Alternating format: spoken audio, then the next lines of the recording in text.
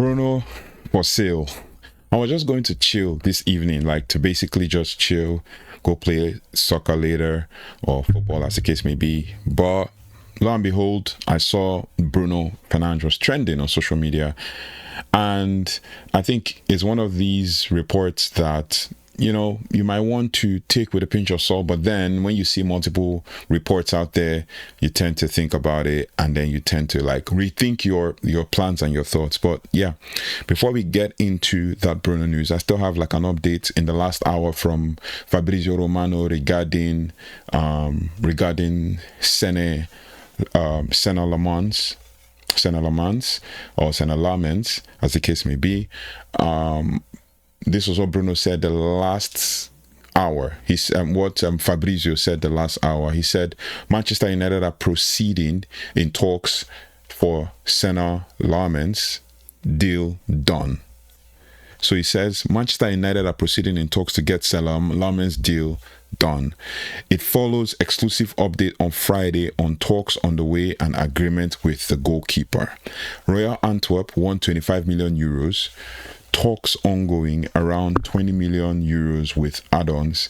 Deal currently not linked to Onana's future. Before we get to that, just an overall update as of yesterday with regards to Senne Lammens, which I gave the full breakdown of his profile and all of that, you know, yesterday. Manchester United are nearing a 20 million euros Senne Lammens signing. Now, Manchester United is on the brink of securing a 20 million euros deal for 23-year-old Belgian goalkeeper Senne Lammens from Royal Antwerp, as manager Ruben Amorim seeks to bolster the team's goalkeeping depth amid uncertainties with Andre Onana and Altay Baynder. Negotiations have intensified with personal terms nearly agreed, positioning Lammens as a potential long-term solution to address recent defensive errors.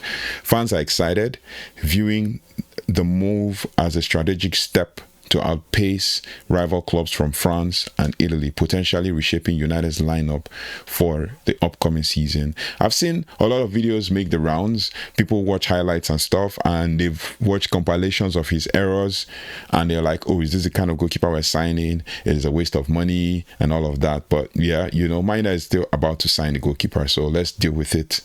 Galatasaray also, according to Moloch Mirror, Moloch Mirror is actually Simon Moloch, a chief football writer for Sunday Mirror. And then he says he has about 28,000 followers on X. He says that Galatasaray made a late bid to sign Senne Lammens, but he wants a move to Old Trafford. We could talk more and more about this and break it down as the case may be, but in truth, we all know Ruben Amorim has said that Onana is fit to play just like he was last week, and we will now decide who starts in goal, again ahead of Fulham. And then Marco Alcaraz, I've talked about Marco Alcaraz for a bit on this channel. Marco Alcaraz has 47,000 followers on X. It's an independent, Man United independent football journalist covering transfers, team news, and more. Right, so Marco Alcaraz says Manchester United have scheduled another round of club-to-club talks with Royal Antwerp, so 7 hours ago, this weekend to reach an agreement for Senne Lammens. Man United want the goalkeeper in before the Burnley match, with an agreement expected early next week. So sometimes with Marco Alcaraz, it's a bit hit and miss. Sometimes he gets things right and gets things. And then other people have talked about, Fabrizio Romano talk about this Senne Lammens, so we're going to talk about it for the next 1 minute. On YouTube, it says Man United and Royal Antwerp are negotiating for Senne Lammens.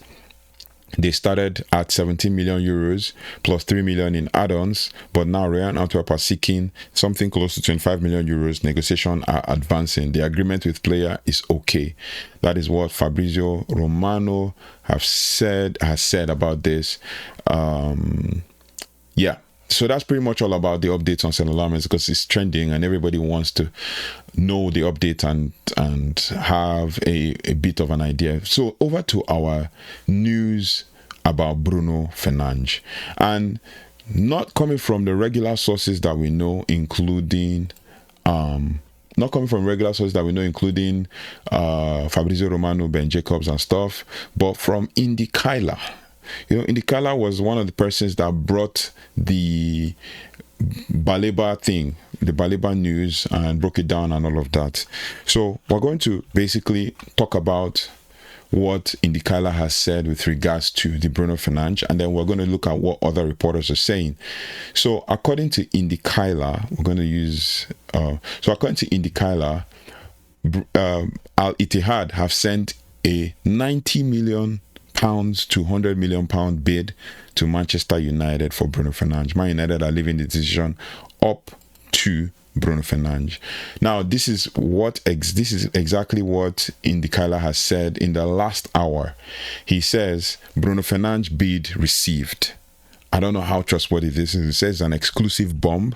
Bruno Fernandes bid received. Said few minutes before the news, he said exclusive Man United news, stay tuned.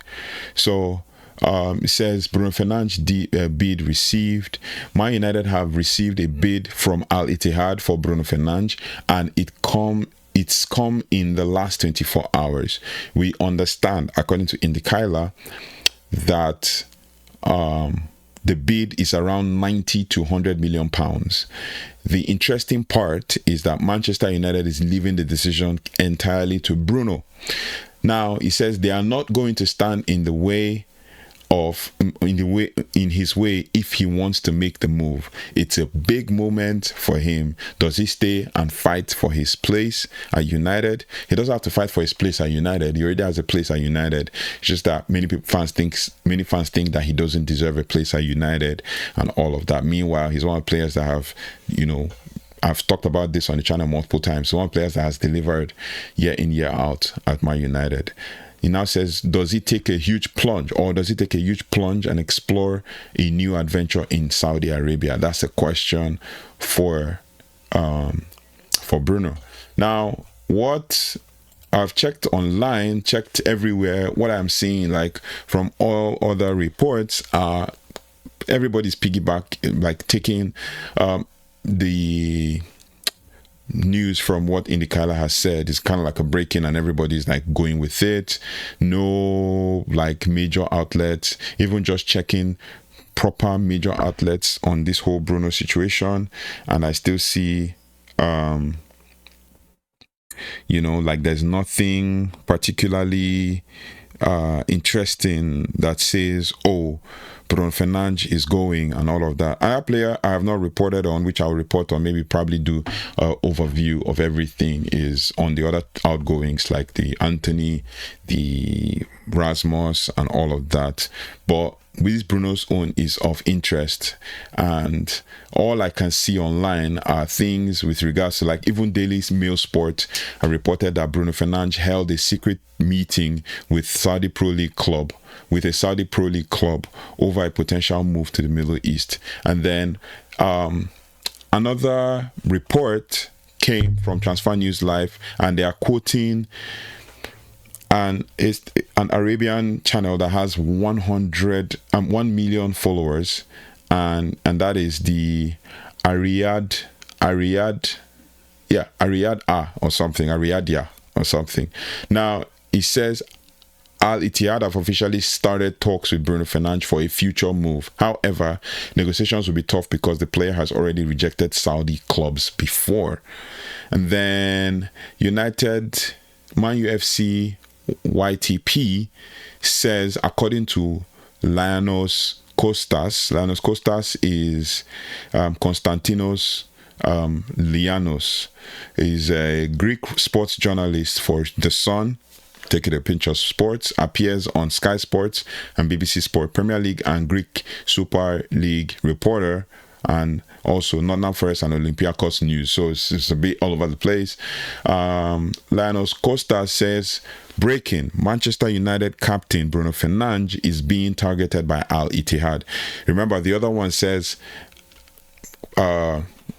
Indikaila says something with regards to that by saying a bid has been sent. And then Costas or Konstantinos Leanos says Man United's captain Bruno Fernandes is being targeted by Al-Ittihad. A meeting with his camp has already taken place and the first contact was reportedly positive. Bruno is open to the move. So I have not seen the big hitters drop it. Even when you just do a random search for Bruno Fernandes and try to find news and all that, I've not seen the big hitters like drop anything with regards to Bruno Fernandes to say, okay, the bid has been received, he's going and all of that. So we need to, take it with a pinch of salt and kind of, know what we're doing. For Bruno, I think it's also a bit too late for that kind of move. It's a bit too late for Bruno to be sold. It's a bit too late because in truth, Man United needs Bruno for this season. At least it's a transition season, and then you now take out Bruno, you take out our chief creator, and then you have to now leave the creator or the burden of create, because Bruno has experience. 6 years in Premier League is not beans. It's not something that you just kind of have out of nowhere. He's put in numbers. We're going to check his numbers and I'll show you why Bruno must not kind of leave Man United, because fans underrate what Bruno brings to this team. I'm telling you this as a fact. Fans underrate what Bruno brings to this team year in, year out, right? Every season. For Man United, he's played 291 times, he scored 98 goals. For Sporting, he played 135 times, he scored 62 goals. And then for Sampdoria, he played 35 times, 5 goals. For Udinese, he played 95 times, 11 goals. He was still young. For Novara, he played 23 times, 4 goals. In Portugal, he's played 80 times, 25 goals. Someone comes and tells me even in Portugal, he struggles to drag someone along. But he's played 80 times, 25 goals. That's an amazing record. And he's won trophies too, to go with it, right? And the trophies he's won one FA Cup, one Carabao Cup. Then he also won a Taça de Portugal Cup 18-19 for Sporting, and Taça de Liga 18-19 and 17-18, 2 Taça de Liga for Sporting in 18-19 and 17-18. And then in Portugal, he's won the UEFA Nations League, and 2 UEFA Nations Leagues, and he also won the Euros as well with Portugal. So what are we talking about for a player who has delivered year in, year out? What do you expect? Like, he delivers every season. So if we're going to go with, how he's performed like season in, season out, let's say for Man United in total, the last 6 years he's played, you could tell that Bruno has delivered numbers season by season. So for Man United season, Bruno, this is according to FotMob, Man United season 2019-20 season, he came in January, he played 12 games, he scored 8 goals. 12 games, 8 goals. So he was scoring around 0.8 goals per game. And then in 2020-2021 season, 28 games, 18 goals. I'll take it again. He scored 12 goals and 8 assists in 22 appearances for Man United. In January, he came in January of 2019-2020 season. Then 2020-2021 season, 58 appearances, 28 goals, 18 assists. The next season, 46 appearances, 10 goals, 13 assists, nothing less than 10. 22-23 season, 59 appearances, 14 goals, 13 assists, still not less than 10. He only had 8 assists the previous once in his life in Man United when he just came in January, right? So in the first season, 20 goal contributions. In the second season, 40 goal contributions, like over 40 goal contributions. Then in 22-23 season, 14 goals, 13 assists. In 23-24 season, 15 goals, 13 assists. And 24-25 season, 19 goals, 19 assists. What more do you want? Without Bruno, I don't know where we'll be. He played 48 games in 23-24 under Ten Hag and played 57 games under Ruben Amorim. Think about it. He goes, we lose at least a huge chunk of our creativity and our source of goals. A huge chunk of our creativity and our source of goals. You might ask, oh, what about penalty goals and all of that? He still has non-penalty goals. What do you expect? He still has non-penalty goals. His goals, expected goals this season, 0.15. Non-penalty expected goals, or XG, 0.15. 2 shots this season. Like, and if you're going to go per 90, 0.15 per 90, 0.15 per 90 for the non-expected, non-penalty and the expected goals, and then the shots, 2.0 per 90 this season he's played, just in total. He's been balling out for Man United season in, season out. He's been balling out. So, I think, like, Man United, I mean, obviously, we can let Bruno stay for this one season and transition to other players or buy other players. I mean, he will still be worth around 80 million next year. I am sure of that. I also heard about another midfielder, and that's Casemiro, that Al-Ittihad are interested in Casemiro as well. I think it's Al-Ittihad that I heard. So we might check, just check it out. Al-Ittihad might be interested in Casemiro. So for Casemiro, and the truth is, Man United are already light in midfield. That's the problem. So according to an Al-Ittihad reporter, they are saying, that's called Itimania, that's the user. Ben Jacobs follows them. That's amazing. 667.2 K followers, right? Itimania, they say Al-Ittihad are exploring a deal to sign Man United midfielder Casemiro. He would be reunited with former Real Madrid teammate Karim Benzema. It's just news, right? So, yeah, what do you guys think? Because in truth, I mean, like, Amorim on the team showing more intensity and physicality. One time with Odegaard on the ball, you could look at our players. We are sprinting full power. Even Casemiro, he's in a different pace, you know. So, like, what do you guys think? If it's for Casemiro, I can understand, but we're very light in midfield. Does that mean we're going to make a late swoop? That would mean like we're trying to be desperate, right? We're very light in midfield. If you look at our number of midfielders available at Man United, you see that Man United are very light in midfield. I can count the midfielders. We have Kobbie Mainoo, Casemiro, Bruno Fernandes as central midfielders that can play in central midfield, you know. Players that can play in central midfield: Kobbie Mainoo, Casemiro, Bruno Fernandes, Manuel Ugarte, 4. Then we have, obviously, Ahmad, Cunha, Brian Mbeumo, and then that's it, basically, right? So, central midfielders, we have Ugarte, Casemiro, Mainoo, and Bruno. You want to add you want to add Mount to it, then that's it. But we're short, right? People might say, oh yeah, pull up the academy and stuff, but it is what it is. Let me know your thoughts and feelings in the comment section, because, like, Bruno for sale, do you think Man United should let him go, or should we hold on to him for one more season? And if we do, what do you expect? What are your expectations for him in this season? Do you believe he's going to smash it again and give us over 10 goals and assists this season? I mean, over the last 6 years, he's dropped over 10 goals and assists every season. The minimum assist he's had was in his half season at Man United in 2019-20 season, when he came in January of 2020 and he scored 8 goals.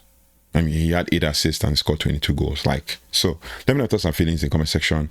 Let's build community. Thank you so much for liking, sharing, and subscribing. I see all your comments. I see those that appreciate, those that are sending their prayers and their message and all of that. I see all of that, and I appreciate you all for all that you do and for all the comments and everything. I don't take it for granted.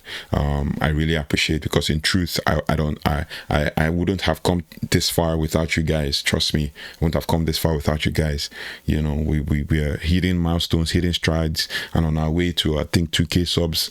Like, we are going places, and I really appreciate you guys. We're all doing this together, right? So thank you so much, and I'll see you on the next one. Thank you for liking, sharing, and subscribing. If you haven't already, please do like, share, subscribe, and hit the notification bell so you don't have to miss anything. I'll see you on the next one. Take care, goodbye, and God bless.